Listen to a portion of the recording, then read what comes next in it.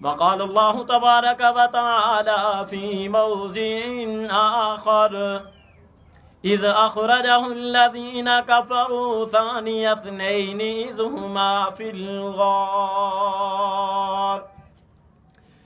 صدق الله مولانا العظيم وبلغنا على رسوله النبي الأمي الكريم ونحن على ذلك لمن الشاهدين والشاكرين والحمد لله رب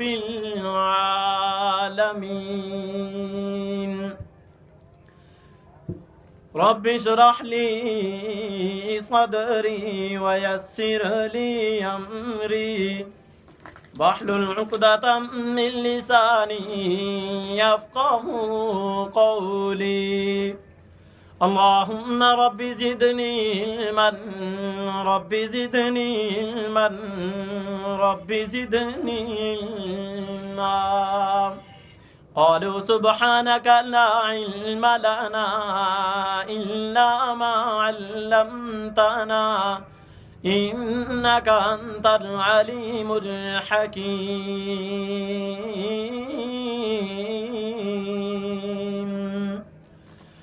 یا رب صلی وسلم دائما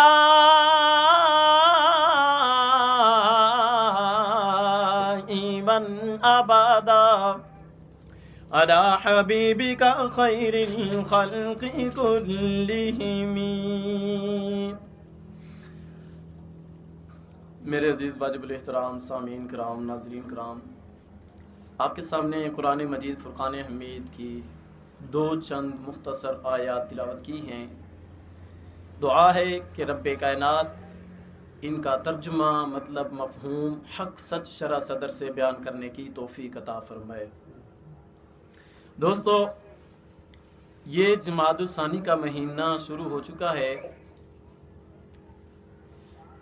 تو جمادی الثانی، اسی جمادی الثانی کی 22 تاریخ کو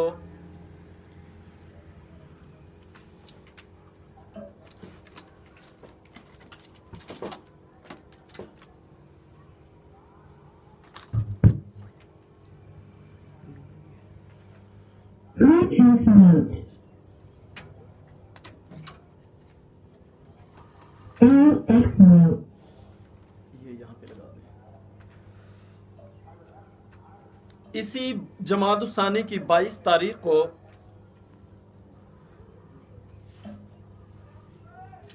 حضرت صدیق اکبر رضی اللہ تعالی عنہ کی وفات ہوئی. حضرت صدیق خلیفہ اول، خلیفہ بلا فصل ہیں.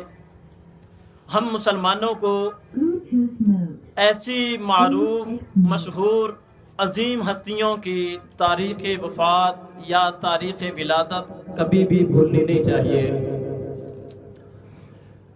اور حضرت صدیق تو ان عظیم ہستیوں میں سے ہیں کہ جن کے بارے میں آمنہ کے لال نے فرمایا کہ صدیق سب کے بدلے میں نے اس جہان میں دے دیے، پر صدیق تیرا بدلہ، تیرا احسان اس جہان میں نہیں چکا سکا، اگلے جہان میں اللہ ہی تیرا بدلہ دے گا. اتنے احسانات، اتنے انعامات کہ حضرت صدیق رضی اللہ تعالی عنہ کے اسلام لانے سے آپ علیہ السلام کو بہت سارا اطمینان نصیب ہوا. کون صدیق؟ کس صدیق کی بات کرتے ہیں؟ وہ صدیق کے جو خود بھی صحابی رسول ہے، اس کی اولاد بھی صحابی رسول ہے، اور اس کے ماں باپ بھی صحابی رسول ہیں. اور پھر صرف یہیں پہ بس نہیں، 3-4 نسبتوں کا، 3-4 پشتوں کا ایمان لے آنا یہیں پہ بس نہیں، بلکہ حضرت صدیق پہ آمنہ کے لال ہی صرف فخر نہیں کرتے تھے، بلکہ پورا عرب و عجم حضرت صدیق پہ فخر کرتا تھا. کیوں نہ فخر کرتا؟ حضرت صدیق کی شکایت آ گئی آپ علیہ السلام کے پاس یا رسول اللہ صلی اللہ علیہ وسلم، آپ کے صدیق نے، آپ کے دوست نے اپنے باپ کو تھپڑ مارا ہے۔ تو حضرت صدیق رضی اللہ تعالی عنہ کو بلایا گیا، تھوڑی سی کو کم کرتے ہیں۔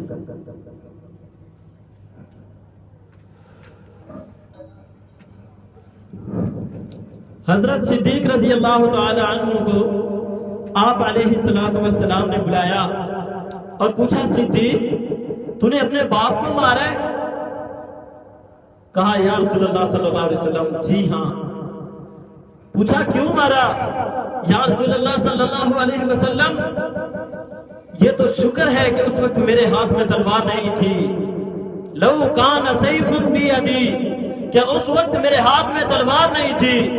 یا رسول اللہ اگر میرے ہاتھ میں تلوار ہوتی تو میں اس کے سر کو تن سے جدا کر دیتا۔ کیوں؟ میرے ہوتے ہوئے آپ کی گستاخی کرے؟ میں تو ایسے صدیق کی بات کرتا ہوں کہ جو صدیق رات سوئے ہوئے ہیں، آمنہ کے لال آ گئے، صدیق آؤ چلے ہجرت کا حکم آ چکا ہے۔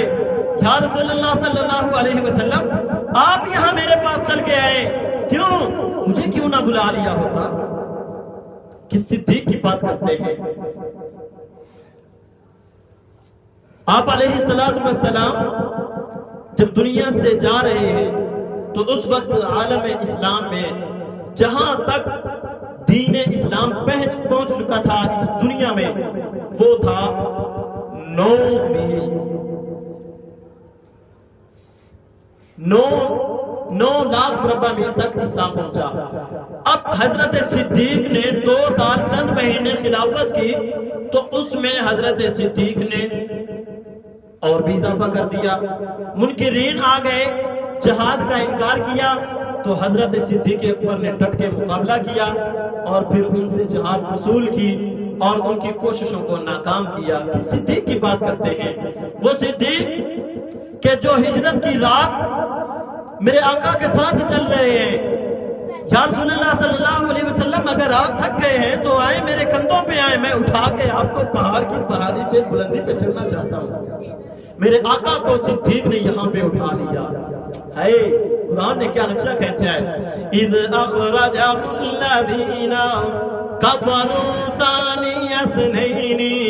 ثانی اثنین اذ هما فی الغار اذ یقول لصاحبہ لا تحزن ان اللہ معنا۔ حضرت صدیق اکبر رضی اللہ تعالی عنہ آمنہ کے لال کو اپنے ساتھ لے کے جا رہے ہیں، پیچھے سے دیکھا دشمن آ چکے ہیں۔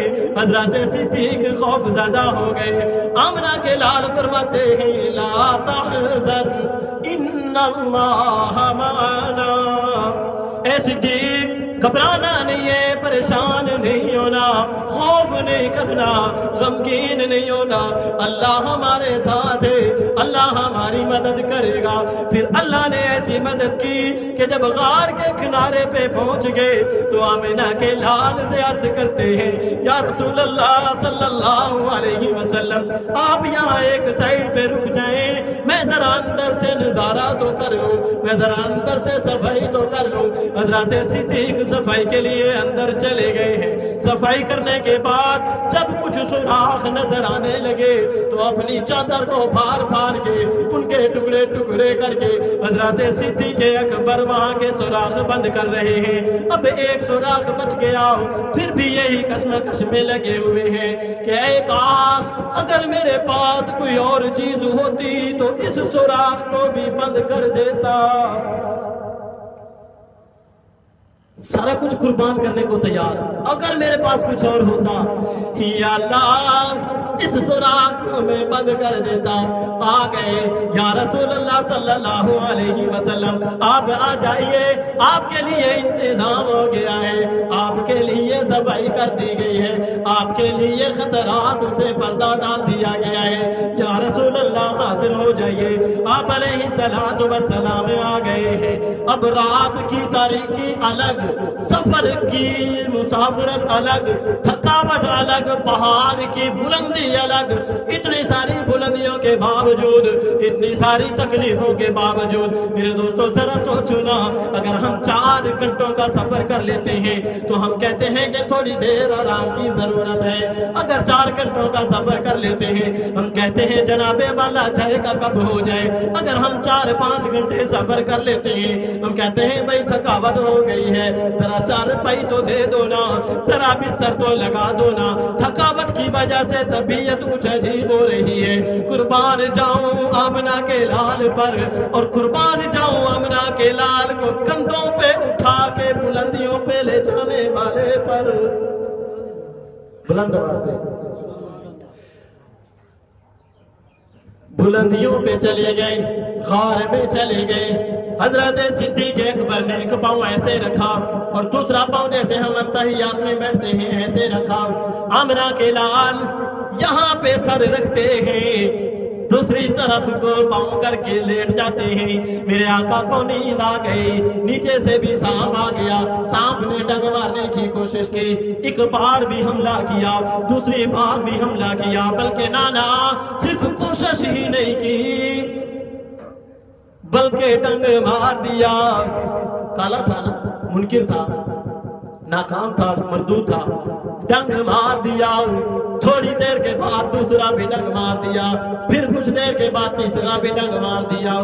اب آمنہ کے لال گودی میں سر رکھے ہوئے ہیں اور حضرت صدیق کی آنکھوں سے آنسو ٹپک رہے ہیں۔ میرے آقا کی آنکھیں کھل گئی، اے صدیق بتا تجھے کیا ہوا ہے؟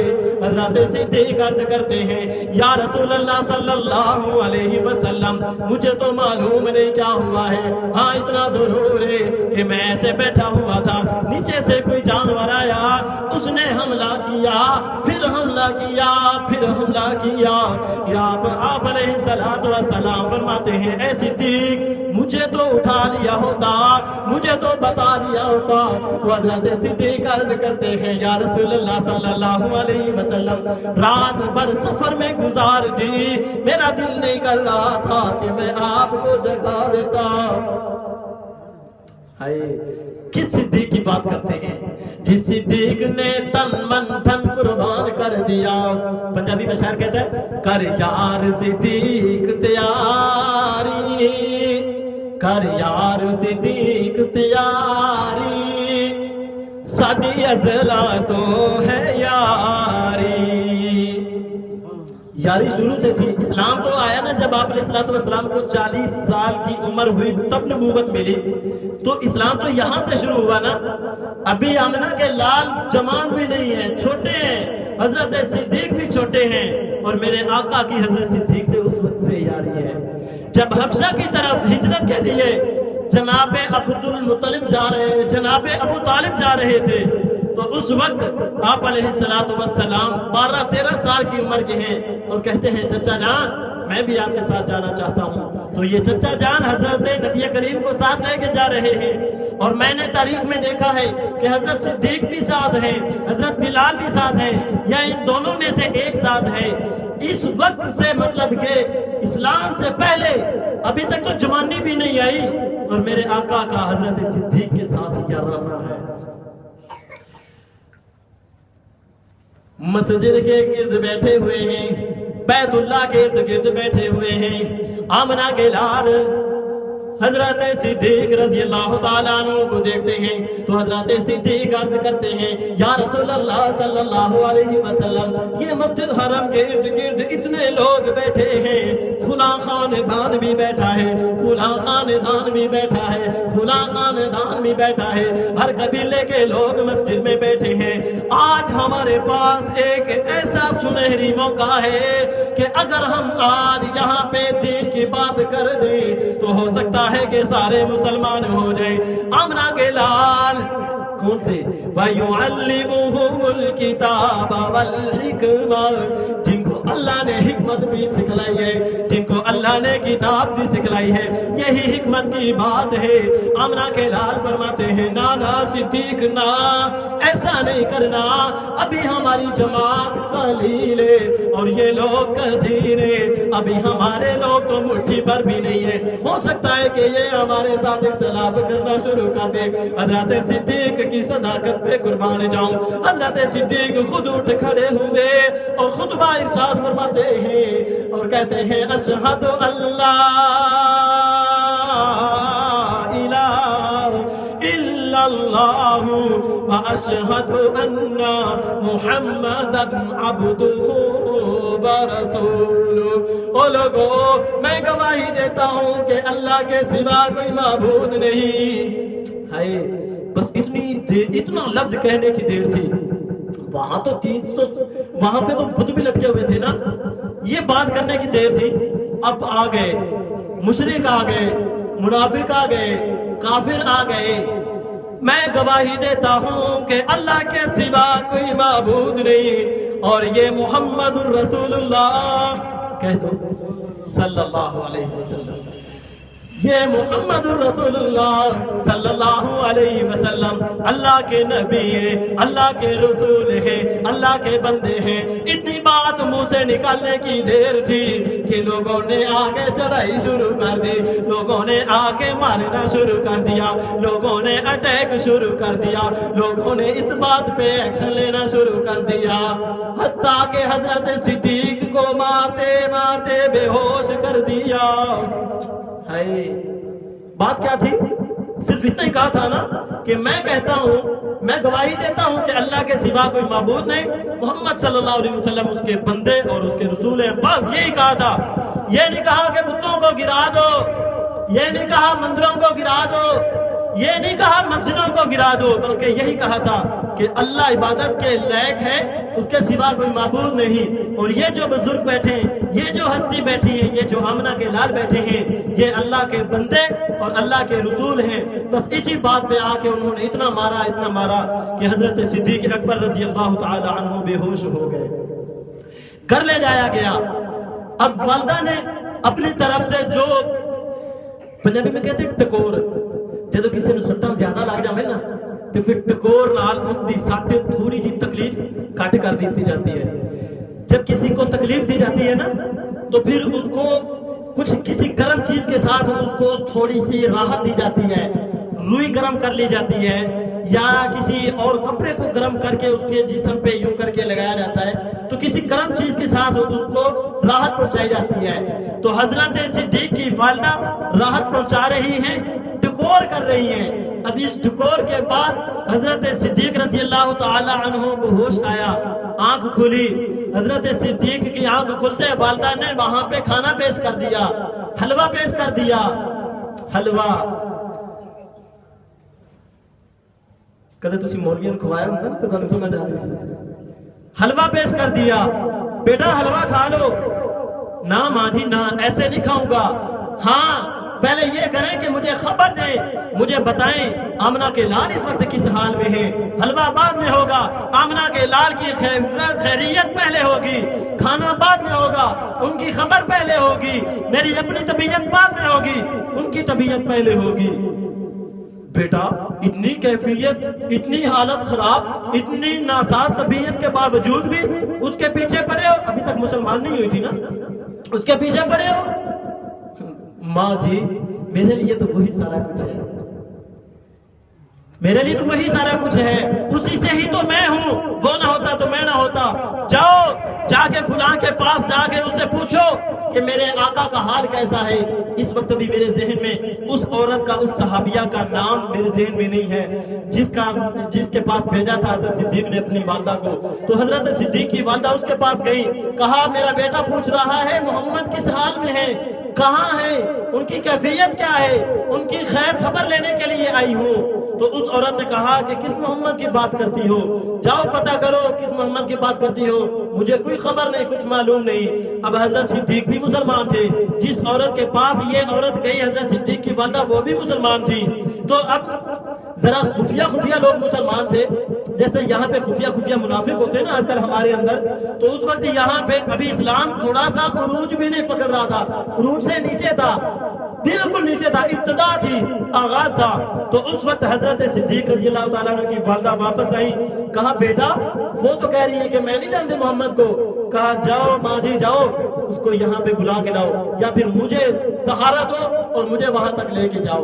پھر اس کے بعد حضرت صدیق رضی اللہ تعالیٰ عنہ کی والدہ دوبارہ گئی اور وہاں سے بات کی، کہا کہ مجھے میرے بیٹے نے بھیجا ہے۔ تو پھر اس وقت وہ ساتھ آئیں اور یہاں پہ آ کے حضرت صدیق کو خبر دی کہ آمنہ کے لال تو ٹھیک ہے ماشاءاللہ، اور اچھی خاصی خیر خیریت معلوم کرنے کے بعد پھر جا کے دل کو کچھ سکون آیا، اطمینان ہوا۔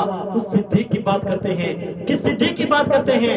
22 جمادی الثانی کو جس صدیق کا یوم وفات ہے، اس صدیق کی بات کرتے ہیں کہ یہاں ملک پاکستان میں اس کی عزت پہ کیچڑ اچھالا جاتا ہے، اور حضرت صدیق ہے ماں باپ قربان کر دیے، بیوی بچے قربان کر دیے، اور کیا کسی بھی عالم اسلام میں، تاریخ اسلام میں آپ مطالعہ کر کے دیکھیں، باپ مسلمان ہوگا بیٹا مسلمان ہوگا، بس بیٹا مسلمان ہوگا دادا مسلمان ہوگا، بس، یعنی کہ ایک یا دو فرد مسلمان ہوں گے، صحابہ کی بات کر رہا ہوں۔ آج کل تو ہم بھی الحمدللہ مسلمان، چاہے نام کے مسلمان رہ گئے، ہم بھی مسلمان، ہمارا باپ مسلمان، دادا مسلمان، پردادا مسلمان، اوپر چلتے چلتے اللہ کے فضل و کرم سے مسلمان ہیں۔